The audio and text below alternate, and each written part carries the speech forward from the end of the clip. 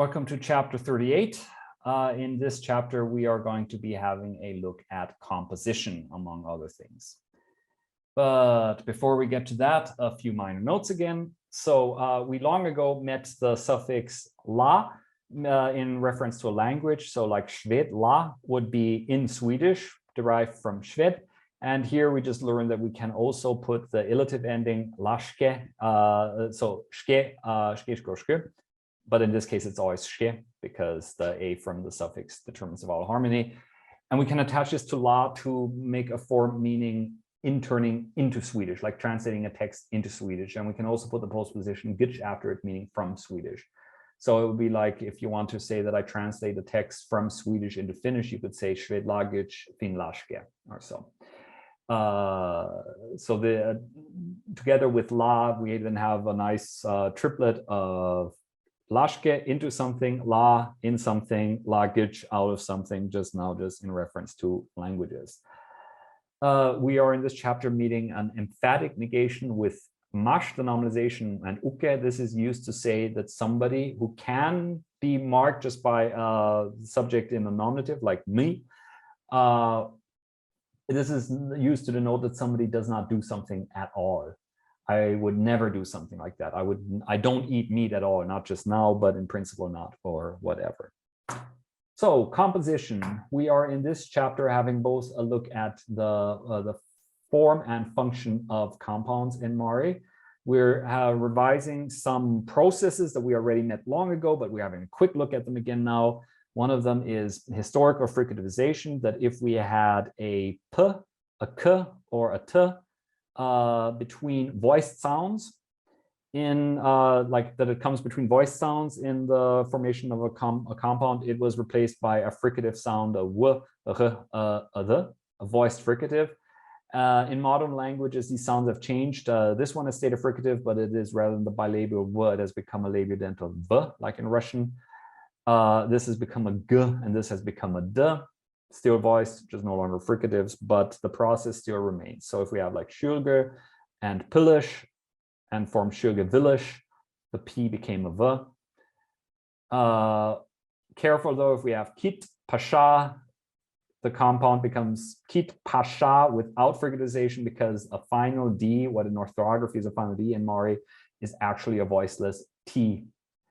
But if we have like Tultur, it becomes Tuldur because the L is actually a voiceless sound. Vowel loss, in some sporadic cases, we have in the formation of compounds, a vowel goes lost, like yumo, god, onga, compound is yumonga, icon. Easy, and ter, slay is isder, not easy ter or so. And here we also have the historical fricativization that the t became a d. Yeah, and we have another look at the hard sign which is what am I saying? Hard sign. Am I doing Bulgarian here? Sorry, we have the hard sign here, which does not have any, does not have a phonetic value of its own. It is used basically sort of as a firewall after a consonant to show that it should not be become palatal under the influence of the following sound. So if we have, for example, these three sound combinations, I'm not going to do them properly, but nu, so palatal n followed by u, and nu, palatal n followed by y followed by u, and nu, non-palatal n followed by y followed by u. They seem similar, but they're not the same. And they orthographically are also not the same. And this nu, it never would happen within a stem in Mari, but if we form compounds, it can happen at the boundary between the two elements. So if we have like onchil and then yang, and we have onchil yang with a non-palatal l and then a y, we can't just say onchil yang, onchil, we can't just stick them together because that would just then be pronounced as onchileng. So we need this soft sign, which basically means, hey, from here on, pronounce the thing that comes next as if it was at the beginning of the word. So it only occurs basically in compounds before ye, before you, before ya. And we've already seen in Pinchalia long ago. So compounds, as regards the function, the semantics of the compound, we also have some categories to form. Noun plus noun, we have here two subcategories.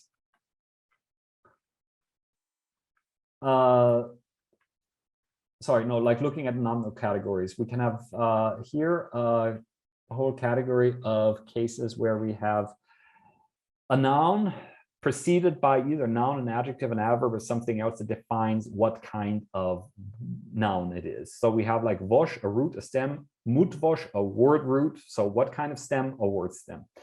We have shedang, wheat, shen, black. What kind of wheat? Shen shedang, black wheat, which is then buckwheat or so. These are subordinating compounds. The first element defines the second element. The second element is the boss of the whole thing, and the first element just specifies what kind of that or that it is. We also, however, in Mari have a big set of coordinating compounds in which the two elements are basically meet as equals. We have some of these in English, but fewer of them, like northwest. North doesn't really define what kind of west it is, and northwest, north and west are equal partners. We have a bunch of these in Mari where the semantics are sometimes somewhat tricky. With some, we have like acha, father, ava, mother, and du acha, ava, that's parents. Okay, that's straightforward enough. But what we often do in Mari is that we have like similar concepts that we juxtaposition to have an abstract noun referring to the whole thing, like shuge face, especially like this part of the face, pillish ear, makes shuge villish the face as a whole. Something that is very common in the Volga-Kama region, a lot of languages do this. If we say kumish is a dish, sovla is a spoon, and if I refer to dish spoon and make this juxtaposition, it is a reference to the label as to the category as a whole to which they belong, which is dishes. Or like sher torek. Sher is milk, torek is curds. Sher torek, milk and curds, two representatives of dairy products. So it's used as a reference to this category as a whole. Adjective or compounds, most of these are going to be coordinating, like we say, oshalge, whitish, naranche, yellow. Oshalge, naranche is pale yellow, so somewhere between white and yellow. So it can be that you're denoting a compound, a concept that is between these two concepts, or at the combines the two concepts. Like if I say vichkish kuju, narrow and long and slender. Verbal compounds, we have a few things we want to look at here. We have those where an adverb or a noun precedes a verb, where basically it is just like an object being incorporated. So we have kit, hand, pistache, to put, to place. Makes kit pistache, to sign. So basically to put a hand, to place a hand. This is a similar process which you have like in German if you look at forms like Radfahren, where the object, the thing that you drive with fahren, becomes part of this compound. Wash, together, liash, to be, to become, together, to together become, to meet. Yeah, so there's this, and then we have a coordinating process where we just take two verbs, juxtaposition them, and inflect them both in parallel to one another to say that we're doing both things, like modash, to play, vosh, to lash, to laugh, modash, vosh, to lash, to enjoy oneself, to make merry. Or nice one is ujalash, to sell, nalash is to buy, and if you juxtaposition the two, what is it going to be? To trade. You're doing some buying, you're doing some selling. You have to then be careful though that when you inflect these, you have to inflect both of them. Like me, modam, voshtalam, I am playing and laughing, and this can really give you brain cramps if they belong to different conjugation classes. So another category that we should know is the ones that we should be aware of is, so I've been talking a lot about auxiliary constructions in recent chapters. We have a total of 4 verbs in Mari that go back to auxiliary constructions that we use so commonly that they became truncative terms. So that we had nalan kayash, taking go, for example, which became nangayash, taking away. We had nalan miyash, which became namiyash. We had kayen vozash, which became kamvozash. We had puren kayash, which became purengayash. So yeah, but this process is so unproductive that I can say these are the 4 examples of it, and that's it. Just cool to know about them. Adverbial compounds, there are some things that we should know here. For example, that there is this formant a, which is only used in adverbial compounds, where we take some kind of first element followed by an N followed by an A, and that what we end up having means that you do something with the noun being as modified by the preceding element. So if we have, for example, a yol, a foot, that is kem with a boot and add the a, it is basically bootleggedly you do something, wearing boots, kem yola. Yara, empty, plus kit, hand. So with your hands being empty, yara gida, empty-handed. Note the fricativization we have here. Yushu, drunken, vuya, yushu, vuya, drunkenly. Nil, four, yol, leg, nil, yola, on all fours. Yeah, and then we also have some adverbial compounds that basically go back to a noun and a postposition historically. We've seen a bunch of these over the chapters. We have, for example, tür, edge, gotch, over, tür, gotch is overly excessively, or üstel, table, ymbalne, on top of becomes üstembalne, on the table. But they keep the postpositional characteristic here in that they can still take possessive suffixes, üstembalnem, on my table, or so, which, I mean, adverbs usually would not be able to take possessive suffixes. So, and then we also have some coordinating compounds where we just have two adverbs that are juxtapositioned, like mengesh, back, onyesh, especially in dialects, means forward. Like in Stanmore, you would generally use onchiko, and mengesh onyesh is like back, forth, well, back and forth. Another process that we should know is that we often have two non-finite verbal forms that are juxtaposition of the same stem, used to indicate that something is done intermittently with difficulty or so. Like vuchash, to wait, we can say vuchen, vuchedemen, so vuchen, the converb, and then from vucha you take first you to put the privative there, sorry, the negative participle to it, vuchedemo, unexpected, and then you attach an instructive n that we use to form adverbs like yol, leg, yolen, on leg. And then vuchen, vuchedeman is like waiting, unwaiting. It's like quite unexpectedly. And instead of demen, you can also use the negative participle. So vuchen, vuchede, the two opposite elements here. Or shijash, if we do the same thing, shijash, to feel the sense. Shijen, shishdeman, quite imperceptibly. Chitash, chitem, to endure, to bear. Chiten chitademen, or chiten chitade, quite impatiently, like having a really hard time enduring it. There are some examples in the exercises to this where you can see how these constructions are used. So another form that we meet are we're meeting another group of collective numerals, which are used to refer to a group of so and so many people, obligatorily with possessive suffix. So it could be like the two of us.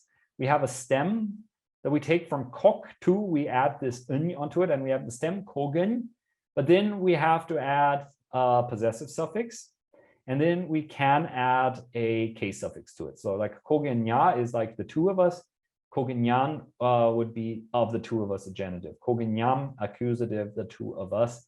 And in the dative, I've marked these forms in a color. Strange things happen. You just have to learn either actively or passively these unpredictable forms that we have here. You can do this with 2. You can do it with 3. You can do it with 4. You can do it with 5. By the time you get to 4 and 5, the dative forms become a bit less unpredictable.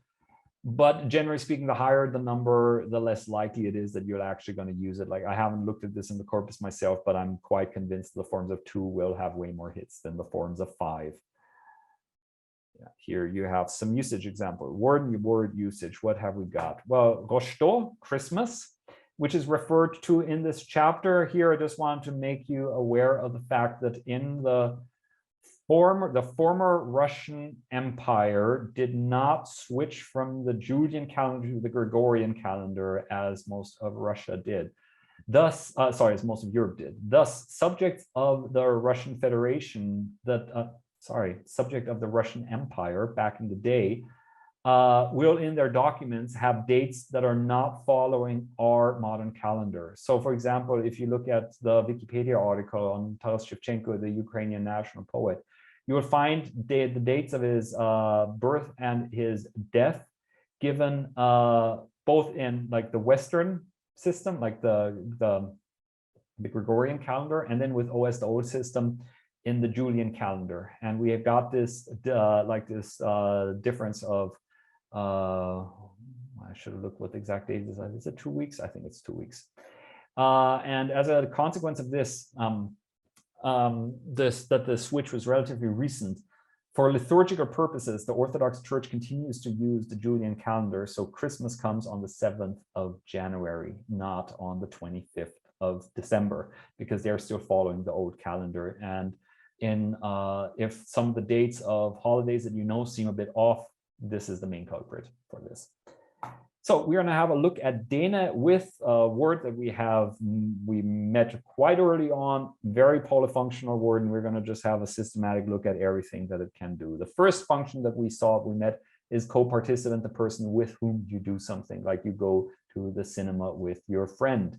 Second thing we looked at is the instrument, the tool that you use to do something or to go somewhere. I went to the cinema with my tractor.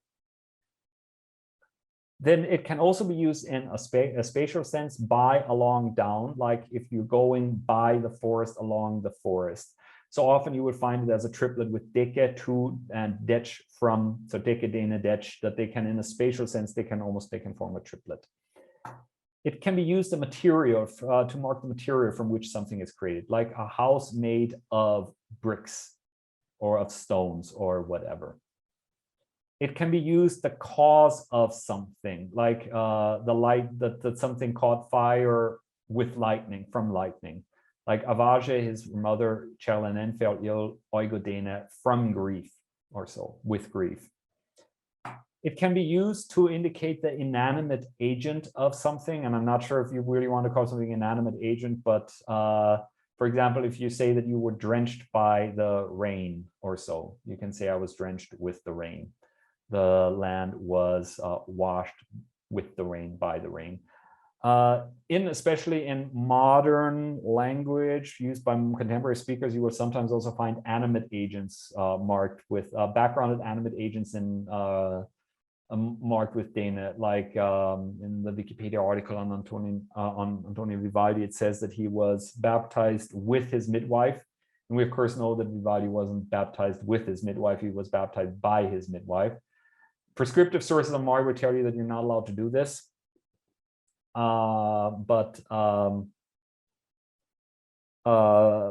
But since this is how it is done in Russian, the backgrounded agents are marked with the instrumental case in Russian, and the Mari Dene is a good counterpart to the Russian instrumental. You encounter it in Mari quite a bit, especially among younger speakers and speakers who have strong Russian influence in their language usage. It can be used to indicate the subject matter, the content, for example, of a book, of a lecture. So if I have like a book, a chemistry book, it is a book with chemistry, or here it is a zoology textbook, literally a textbook with zoology. A specialist with anthropology, a lesson with Mari.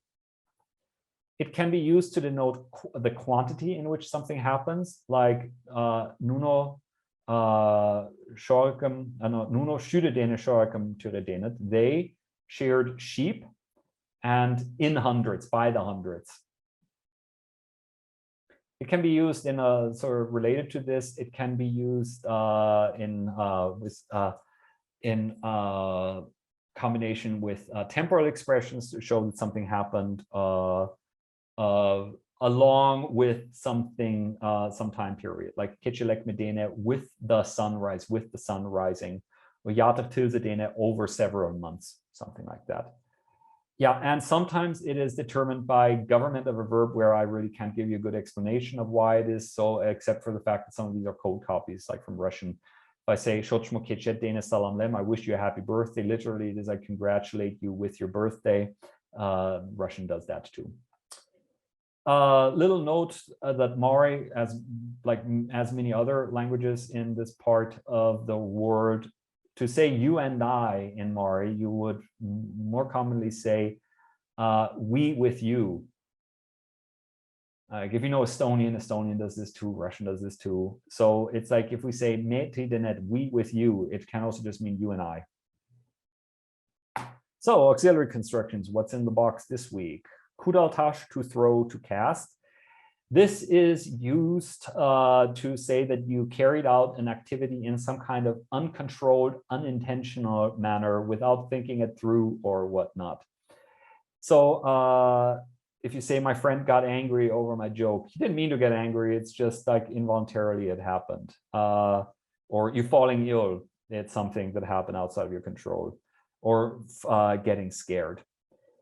Similar to kudaltash, to throw to cast, is kishkash, to throw to cast, and shuash, to throw to cast. I could not put my finger on any concrete differences between these verbs when they're used as auxiliary, so I would say that the difference between them is dialectal primarily. The meanings are mostly the same. So the text in this chapter pertains to the Maori festive calendars, what more important celebrations there are in the Maori calendar. This is a topic that spans these next two, this chapter and the following one.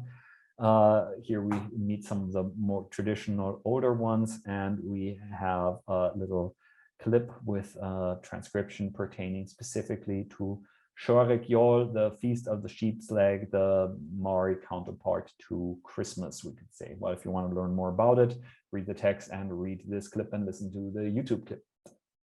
So, that being said, see you in chapter 39.